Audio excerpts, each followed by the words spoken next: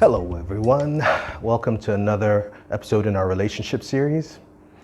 I want to start off today with a question for you. What do you give to the person who has everything? Please make sure you send your comments down below, your ideas about what you can give to people who seemingly have everything. If you met a Dangote today and you had the opportunity to present him with a gift of some kind, what would you give him? What would you give Elon Musk? What would you give Bill Gates? What would you give anybody that you consider to have everything? I'm going to give you my thoughts. To me, what do you give to the person who has everything? Nothing, because that's the only thing they don't have.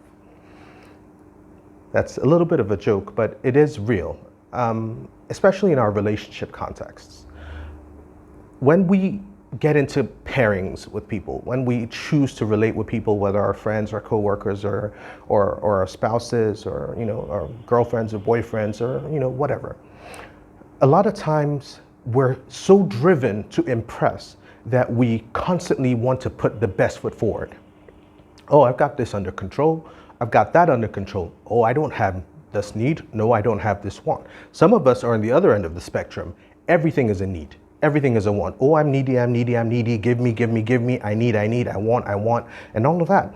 And what we're doing essentially is that we're creating a vacuum because we're not allowing the other person the opportunity to give, or we're not allowing ourselves the opportunity to receive. I had this problem for a long time.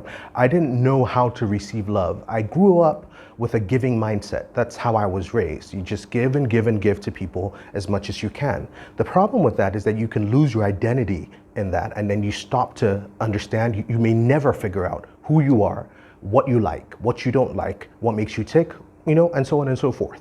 But more importantly, you deprive the other people that you have formed relationships with, whether coworkers, friends, family, whatever, of the opportunity to give to you.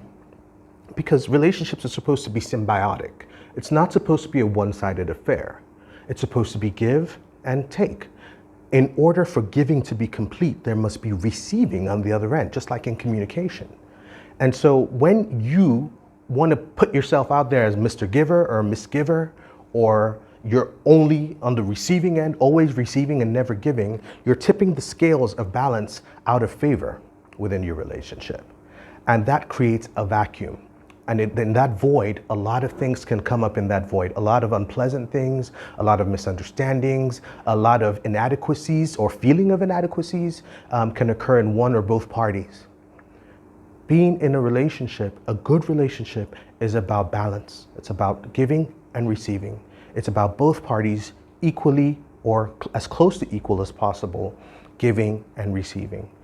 If you were in a job situation, you wouldn't feel very happy to work all the time and not get paid. You're giving of yourself and of your time and of your talents, but you're not getting any reward back. Or maybe you're not getting any acknowledgement back or any financial compensation back.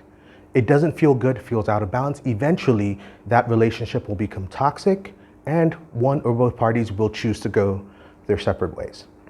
Same things apply to our intimate relationships and our personal relationships. So what do you give to the person who has everything? The knowledge of the fact that they can't have everything, that they need something.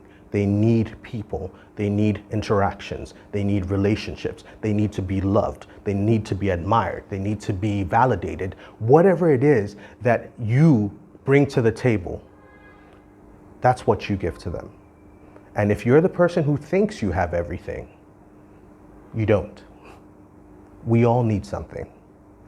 And if we want to be successful in our interactions and our relationships with other people, the sooner that we acknowledge that, the sooner we can move forward in progressing towards more meaningful, more healthy, and more importantly, more sustainable relationships. Anyway, that's my thought for today.